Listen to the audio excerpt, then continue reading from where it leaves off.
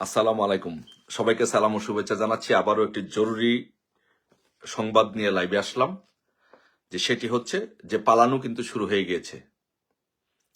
Already পালিয়ে যাচ্ছে, উপদেষ্টারা পালানো শুরু করছে। যার যার সেফ এক্সিট, বিভিন্ন জায়গায় কে কোথায় যাবে সেগুলো প্রক্রিয়া শুরু হয়ে গেছে এবং পালানো শুরু করে দিয়েছে। আজকে বাংলাদেশ টাইম বিকাল 4টায় ফ্লাইটে করে ব্যাংককে পালিয়েছেন উপদেষ্টা আসিফ মাহমুদ, উপদেষ্টা মাহফুজ এবং তার সাথে ছিলেন মোয়াজ্জেম হোসেন এবং আব্দুল আহাদ নামে তাদের সহযোগী। এই দুইজন উপদেষ্টা এবং এরা বাংলাদেশ থেকে আজকে ব্যাংককে পালিয়েছে। সো ইনশাল্লাহ পালানোর প্রক্রিয়া শুরু। যেটা বলেছিলাম যে সেনাবাহিনীর সাথে ইউনূসের চরম পরিমাণ দ্বন্দ্ব শুরু হয়ে গেছে। সেনাবাহিনীর সাথে ইউনূসের একদম মুখোমুখি একটা পর্যায়ে চলে যাচ্ছে সবকিছু। সো ইনশাল্লাহ বিজয় আমাদের সুনিশ্চিত।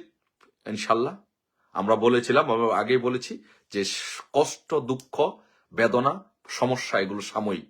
রাজনীতি করতে হলে 111-এর মতো এরকম পরিস্থিতি সৃষ্টি হবে, এরকম ঘটনা হবে, এগুলো কোনো বিষয় না। এগুলো মাথায় রাখতে হবে, এগুলো মাথায় রেখেই আমাদের রাজনীতি করতে হবে। এগুলো সাময়িক বিষয়, কোনো সাময়িক বিষয়, এগুলো কোনো অ্যাক্সিডেন্টই, এগুলো কোনো বিষয় না, এগুলো বাদ। বিজয় ইনশাল্লাহ আমাদের সুনিশ্চিত। আজকে বিকাল 4টার ফ্লাইটে ব্যাংককে পালিয়েছে আসিফ মাহমুদ, মাহফুজ, এই দুজন। তাদের সাথে গিয়েছে মোয়াজ্জেম এবং আব্দুল আহাদ। বাকিরাও ইনশাল্লাহ আস্তে আস্তে সবাই পালিয়ে যাবে। আমি যেটা বলবো যে আপনাদের বাংলাদেশ আওয়ামী লীগের সকল নেতৃবৃন্দদেরকে বলবো, সকল পর্যায়ের নেতা, গ্রাম থেকে নিয়ে উপজেলা, জেলা, ওয়ার্ড, নগর, মহানগর, সব জায়গার নেতৃবৃন্দদেরকে বলবো যে আপনারা প্রস্তুত থাকবেন, কোনো নেতৃত্বের জন্য অপেক্ষা করবেন না। আপনারা সবাই নেতা, একজন কর্মী আমার নেতা। গ্রামে গঞ্জে যে যেখানে আছেন প্রত্যেকে সবাই সবার নেতা। এখানে কোনো বিষয় না যে কে নেতৃত্ব দিবে, কে অর্ডার দিবে, আপা অর্ডার দিলে আমি এটা করবো, আপা অর্ডার না দিলে এটা করবো, এগুলো কোনো বিষয় না। আমরা প্রত্যেকে নেতা, আপনারা আমাদের নেতা। আপনাদের নেতৃত্বে আগামী দিনে বাংলাদেশ আওয়ামী লীগ চলবে, বাংলাদেশ আওয়ামী লীগ বিনির্মাণ হবে। আপনাদের নেতৃত্বে এই বাংলাদেশ আওয়ামী লীগ সুসংগঠিত হবে, আওয়ামী লীগ নিফর্ম হবে। আওয়ামী লীগ আগামী দিনে প্রধানমন্ত্রী করে বাংলাদেশের রাষ্ট্রীয় ক্ষমতা চালাবে। আপনারাই হচ্ছেন প্রত্যেকটি, যারা আপনারা নেতৃবৃন্দ আছেন, কর্মী আছেন, আপনার এই নেতা। এই পরিস্থিতিতে বাংলাদেশে আওয়ামী লীগের নেতৃত্ব তৈরি হবে। আপনারা নেতৃত্ব দিবেন, এই দেশকে ইউনূসের হাত থেকে রক্ষা করবেন। এটা হচ্ছে আপনাদের কাছে অনুরোধ থাকবে যে আপনারা সারা বাংলাদেশে সকলে মানসিকভাবে এবং যার যা আছে তাই নিয়ে প্রস্তুতি থাকবেন। যার যেভাবে আছে সেভাবে নিয়ে আপনারা প্রস্তুতি থাকবেন, রেডি থাকবেন। আপনাদের মানসিক প্রস্তুতি এবং লজিস্টিক সাপোর্টের যে প্রস্তুতি, সেগুলো নিয়ে আপনারা প্রস্তুতি থাকবেন। ইনশাল্লাহ বিজয় ইনশাল্লাহ খুব বেশি দূরে নয়।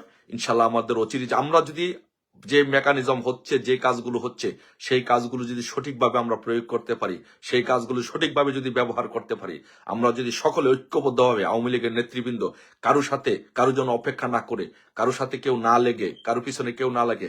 আজকের এই পরিস্থিতিতে আমি আরেকটি কথা আওয়ামী লীগের নেতৃবৃন্দদেরকে বলবো, আপনাদেরকে বলবো, আওয়ামী লীগের কোন নেতাকর্মীর প্রতি কেউ কারো কোনো ক্ষোভ, দুঃখ, কষ্ট, বেদনা রাখবেন না।